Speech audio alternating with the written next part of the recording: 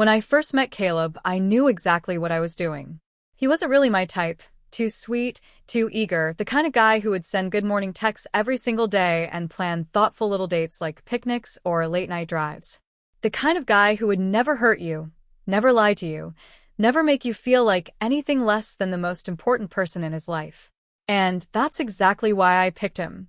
Because Caleb was easy. Because Caleb trusted too quickly. Because Caleb would never suspect that the girl he was falling for wasn't actually interested in him at all. I played the role perfectly. Smiled at all the right times. Laughed at his dumb jokes. Let him hold my hand in public and introduced him to my friends like I actually saw a future with him. He was good to me, and I acted like I was good to him, but the whole time I was waiting. Because what I really wanted, what I had wanted since the very first time I saw him, was his father. I didn't know his dad existed when I first met Caleb. He was just another guy at a party, another name I would have forgotten the next day if I hadn't been bored enough to humor his awkward flirting. But then his ride showed up. I still remember the exact moment it happened, the way the air shifted when a deep voice cut through the music, calling Caleb's name.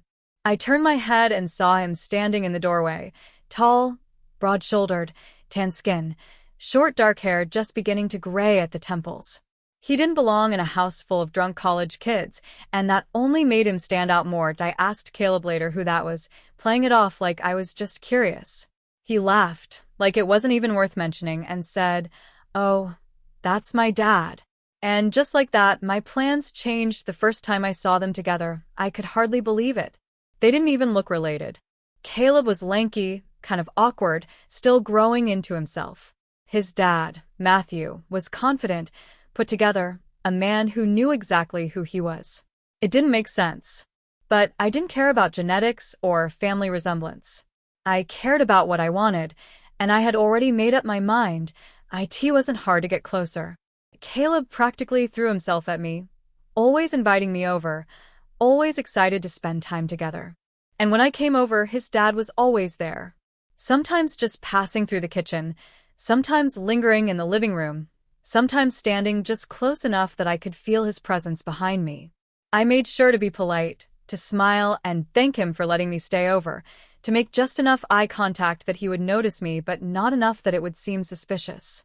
I let the tension build slowly, carefully, until I was sure he felt it too. I started dressing differently when I went over. Nothing too obvious, just little things. A top that dipped just low enough to make him glance, shorts that rode up just enough when I sat down, perfume strong enough that when I walked past him in the hallway, he would have no choice but to inhale. I could feel it working. I could feel the way his eyes lingered a little too long, the way his posture stiffened when I leaned too close to Caleb on the couch, the way his hands tightened around his coffee mug when I stretched just a little too much in the kitchen. It was a game. A slow, delicate, careful game. Because Matthew wasn't like Caleb. He wasn't easy.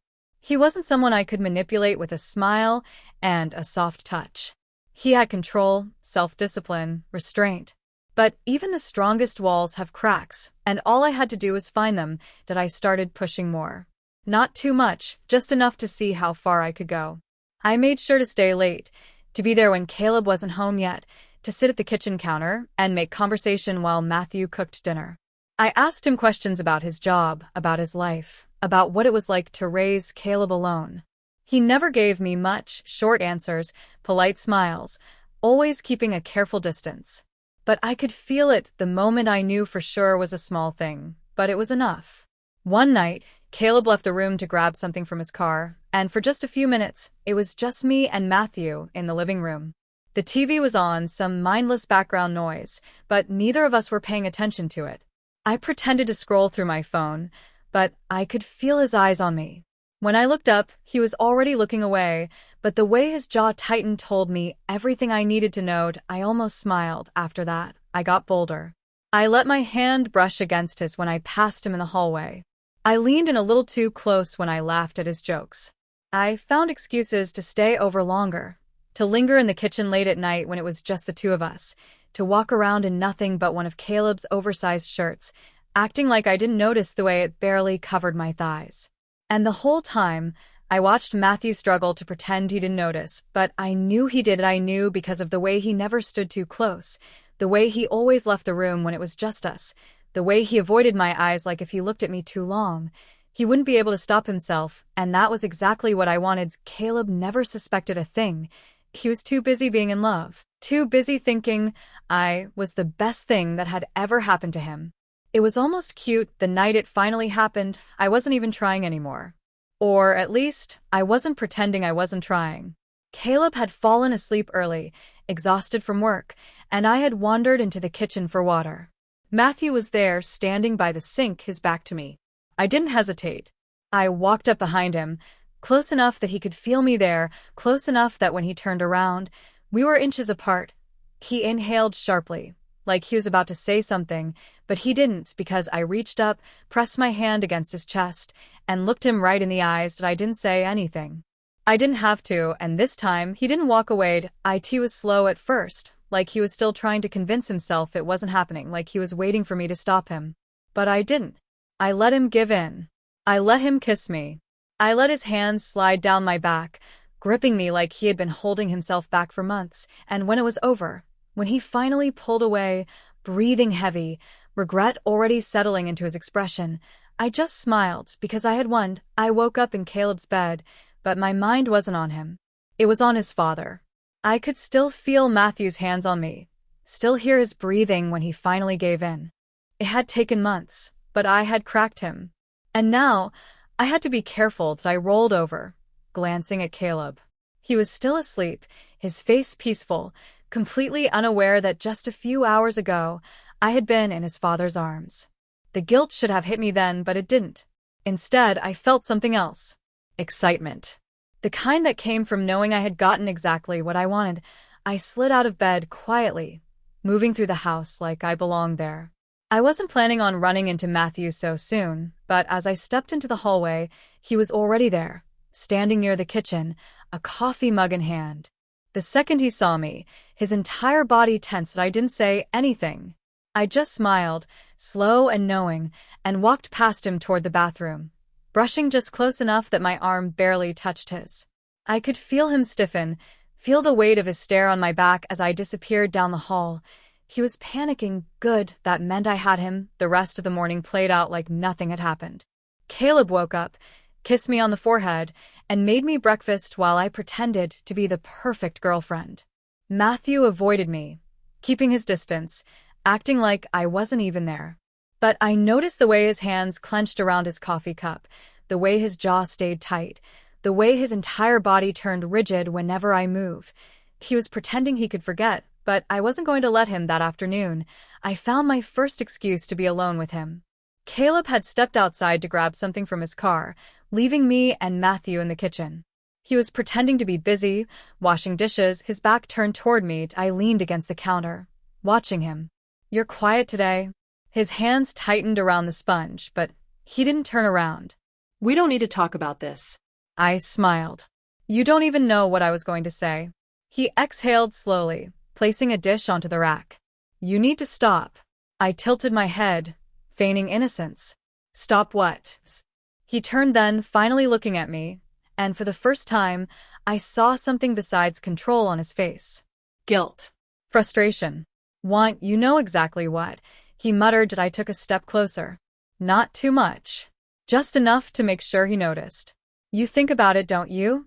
I asked softly. "What happened last night?" His jaw clenched. "It was a mistake." I laughed, shaking my head. "It didn't feel like a mistake." He didn't answer. Because we both knew I was right, the front door opened, and I stepped away just in time. Caleb walked in, grinning like nothing was wrong, oblivious to the tension suffocating the room. He came up behind me, wrapping his arms around my waist, pressing a kiss to my cheek. Matthew turned back to the sink, shoulders tight. I caught his reflection in the window, and I smiled. This was far from over. It took days before he slipped again, and I knew it would. I had learned enough about Matthew by now to know he wasn't the type to let his guard down easily. But I also knew he wasn't immune. He had already caved once. And he would again. That I just had to wait, and then it happened. It was late, almost midnight. Caleb had fallen asleep early, exhausted from work, and I had wandered into the kitchen for water. I wasn't expecting Matthew to still be awake, but there he was, standing by the fridge, running a hand through his hair like he couldn't sleep either. His eyes met mine, and I saw it. That flicker of hesitation. That moment where he wasn't sure if he should leave or stay. I made the choice for him. That I walked in, standing just close enough that I could hear his breathing shift. "You should go back to bed," he muttered. I tilted my head. "Should I?" His jaw tightened. "You're playing a dangerous game." I smiled, stepping closer. "You don't seem to mind." For a second, I thought he was going to resist. That maybe this time, he'd actually walk away, but then I reached out, barely brushing my fingers against his wrist, and that was all it took. His resolve snapped, his hand caught mine, and before I could say anything, I was against the counter, his mouth crashing into mine. This wasn't like the first time. The first time had been hesitation, slow and careful. This was something else. This was neat. I barely had time to catch my breath before his hands were on me, gripping, claiming, making up for all the restraint he had forced himself to have. And I let him because this was exactly what I wanted, because he had fought it, denied it, pretended for so long, and now, he was mine. The next morning, everything had changed. Matthew didn't avoid me anymore. If anything, he was watching me even more than before. But this time, it wasn't with restraint. It wasn't with guilt. It was with possession. I saw it in the way he looked at me when Caleb wasn't paying attention. The way his hands lingered just a little too long when he passed me something.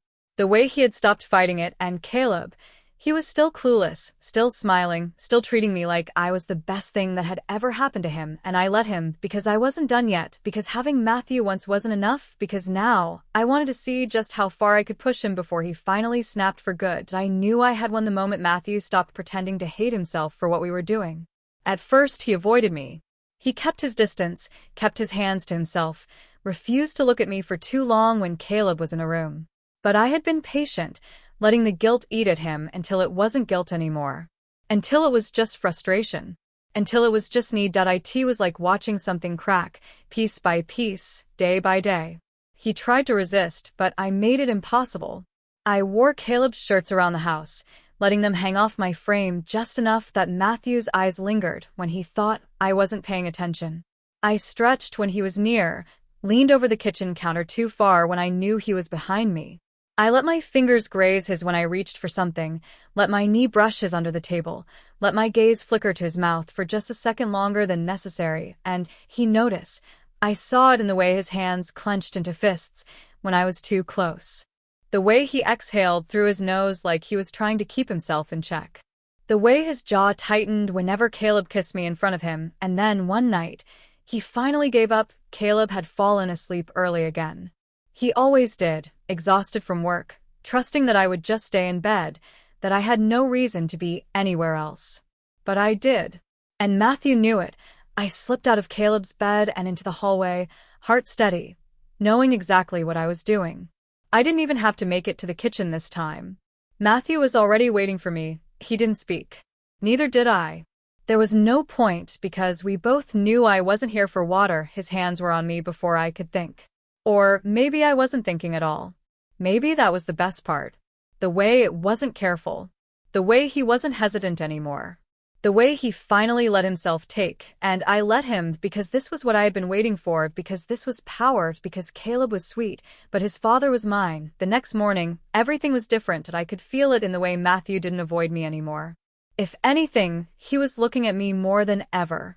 But this time, it wasn't with guilt. It wasn't with hesitation. It was with possession. I caught it in the way his gaze lingered when I moved around the kitchen. The way his fingers brushed mine when he passed me something. The way he had stopped fighting it. And Caleb, he was still clueless, still smiling, still treating me like I was the best thing that had ever happened to him. And I let him because I wasn't done yet, because having Matthew once wasn't enough, because now I wanted to see just how far I could push him before he finally snapped for good. I started testing him, little by little, watching for the moment he would crack completely. I touched him more when Caleb wasn't looking, a hand on his arm, a brush of my fingers when I passed him a plate, a lingering press of my body against his when I moved past him in a doorway. I caught him staring when he thought I wouldn't notice. His restraint was slipping, and I could feel it, sense the way he was teetering on the edge of control, that I started finding reasons to be alone with him, small excuses that barely mattered. Caleb would go to the store, and suddenly, I needed help reaching something on the highest shelf. Caleb would step outside, and I'd walk up behind Matthew just close enough to make his breathing change. It wasn't about whether or not he would give in again. It was about when, and then finally I saw it. The moment I had been waiting for. It was late, long after Caleb had gone to bed. I had been sitting on the couch, flipping through my phone, pretending to be lost in thought. But I knew Matthew was watching from the kitchen. I knew because I could feel it. The weight of his stare, the tension so thick it was almost suffocating, that I didn't move right away. I let it build, let him sit with it, let him want. Then, slowly, deliberately, I stood up and stretched, the hem of Caleb's shirt riding up just enough to expose the bare skin of my thighs. Matthew inhaled sharply. I turned, locking eyes with him across the dimly lit rooms, and then, without a word, I started walking toward the hallway. I didn't need to look back to know he was following. This wasn't resistance anymore, this was surrender. It didn't fall apart all at once. It started with small things.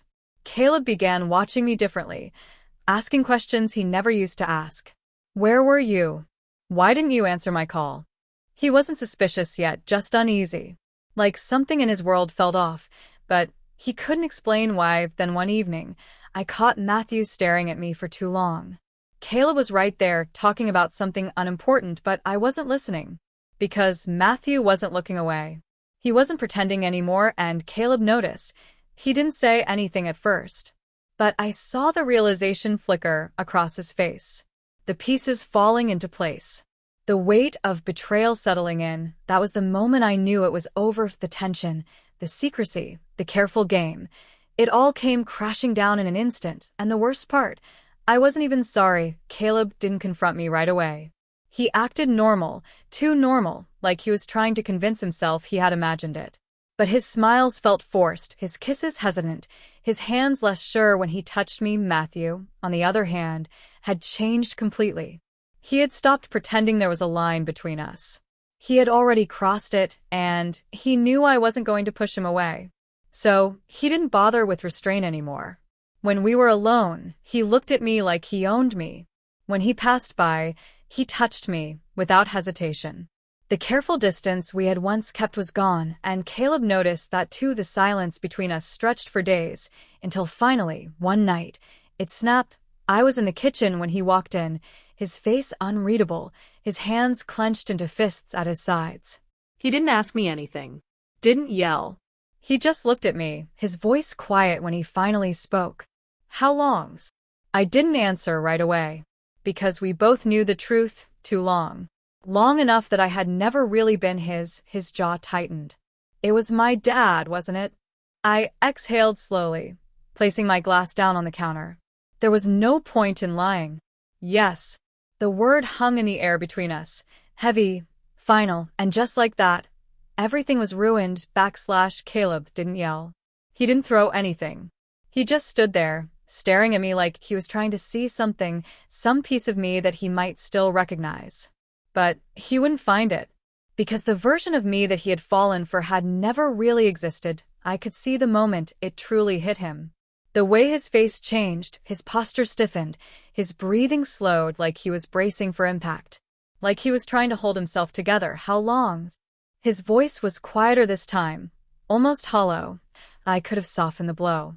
I could have lied, told him it was a mistake, that it had only happened once, that I had never meant to hurt him, but I didn't because I didn't care enough to make this easier for him. Long enough. He inhaled sharply, his fingers curling into fists at his sides. I thought maybe this would be the moment he lost control, that he would finally let all that pain and anger explode. But he didn't. Instead, he just laughed. A short, bitter sound that didn't match his face. I should have known, he muttered, shaking his head. I was so fucking blind. I didn't say anything. What was there to say? He wasn't wrong. He took a step back, like he couldn't stand to be near me anymore. His hands went to his hair, tugging at it like he was trying to ground himself. Like if he pulled hard enough, maybe this would all stop being real. Did he know? His voice cracked slightly. Did my dad know the whole time that you were just using me to get to him? I tilted my head slightly. Would it make a difference? That was the final nail in the coffin. His expression shut down completely, his emotions buried under something unreadable. And then, without another word, he turned and walked out the door, just like that. No screaming.